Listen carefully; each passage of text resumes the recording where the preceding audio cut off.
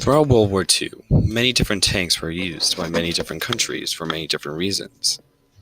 Some for infantry support, others for anti-tank support. But there are some types of tanks that are known as meme tanks in the history community. And these are their stories. Starting off this list of meme tanks is the T-38 boat tank. The T-38 was derived from the T-37 amphibious tank, itself based on the Vickers amphibious tank, which was purchased from Britain in 1930. The Vickers model was quickly modified into mass production, known as the Su-37A. By 1935, the model had already shown many shortcomings, which needed a solution, which came in the shape of an improved model in 1936. A handful of these vehicles were displayed during the May Red Square Parade under the belly of a TB-3 bomber. Numerous exercises were performed with deep battle tactics, and each paratrooper unit was allocated 50 of these vehicles, and infantry battalions received 38 vehicles each. The T-38 entered service in 1937, and showed that in operations, the lack of radio was a major flaw. And once the radio-equipped vehicle of the platoon was destroyed, the unit had no means to communicate the enemy's positions except physically dispatch a vehicle to the HQ. Plus, the lack of protection meant that in many encounters, their military value was scarce, which is the fact that it only had a machine gun. The first mass engagement came in Finland, especially in the summer, because of the swampy, marshy terrain. But it was proven that even machine gun bullets could pierce the armor, and then the tanks were gradually phased out of the Soviet Union's arsenal. And they were ultimately replaced in 1941 with the T-40 boat tank, which was better in pretty much every way. Large numbers of these tanks were destroyed either by the Finns or by the Germans during the beginning of World War II. And they actually ended up capturing quite a few and subsequently used them for airfield usage.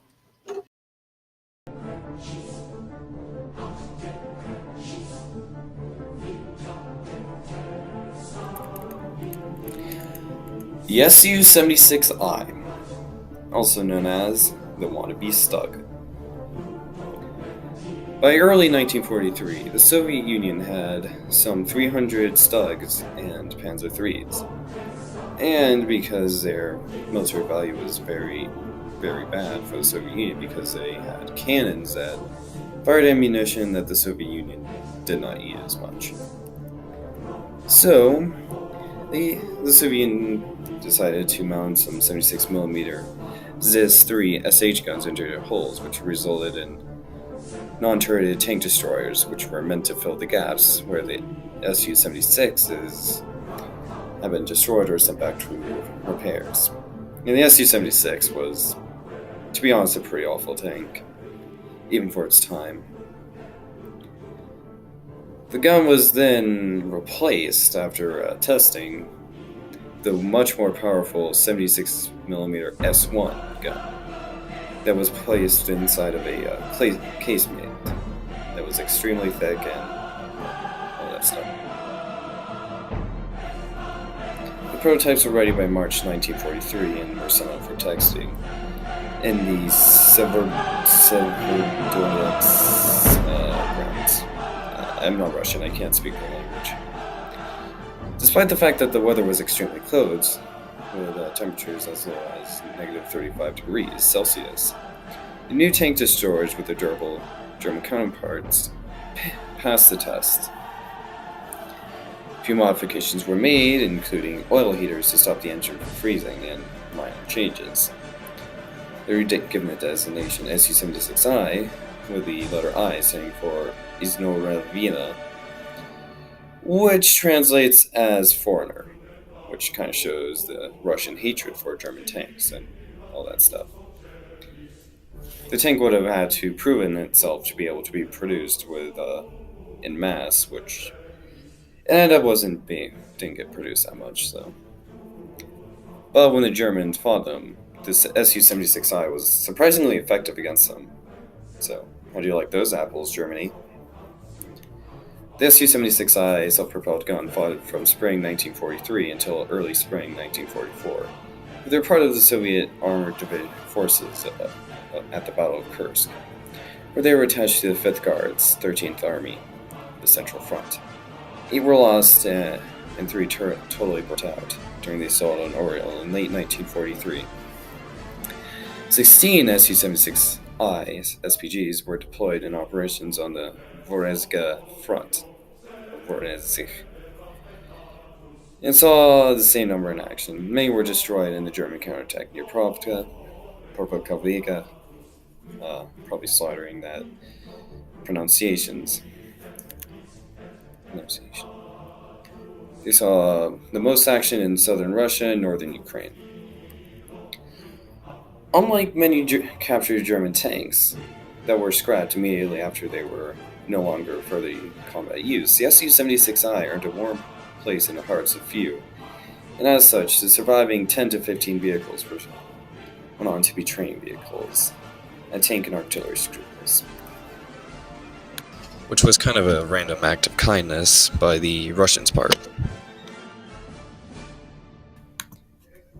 The tank that was more simple than the Bob Simple.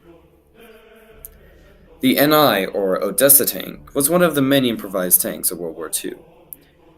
Due to the shortages of tanks in Odessa in 1941, Soviet workers in one factory began producing an improvised tank, seemingly without any substantial heavy machinery. The tank was little more than thin naval steel plates with a turret placed on to a militarized tractor. Despite their crude design, dozens were produced and sent off to front line to fight Romanian soldiers, with claims of superb combat results, but I honestly doubt that they're really effective. But their true power was that these tanks became a huge symbol to the Ukrainian people and their resilience against foreign invaders, which greatly helped the overall Ukrainian war effort more than many other improvised tanks. The first 3 NI tanks were ready within 10 days, which kind of shows how improvised they were, and were presented on August 20th. The first 2 were reportedly armed with 2 GT submachine guns, and a third with a 37mm mounted gun. This exact event is subject to debate. The Odessa tank has been a true symbol of Soviet-Ukrainian resistance against fascism. So, too bad.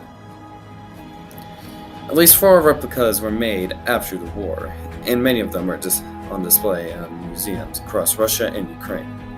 Not only this, but the Odessa tank has appeared in 2 Soviet propaganda films, which are surprisingly scarce. Often enough, the events in these films are reported as irreferable fact, when in reality the scenes are clearly enhanced for the audience enjoyment. But that still does not hamper what the Odessa tank truly is. The Odessa tank is truly a symbol of a people. Although some of the tanks on this list were pretty bad or were pretty useless, many of them weren't actually bad tanks. In fact, meme tanks in general aren't usually bad tanks. They usually have a overall purpose, and they usually fulfill this purpose. For the Odessa tank, it was to be a cheap, simple way to make a tank to replace losses, which it did perfectly. Well, the T-38 was supposed to be a boat tank, and therefore it was able to float, and therefore a boat tank. It was pretty successful at it, as far as I know. And the Su-76I, arguably the best tank out of all these tanks, was actually surprisingly effective, similar to their German counterparts known as the Stugs. So, yeah. Meme tanks aren't completely bad, but sometimes they are, so it just depends how you look at them.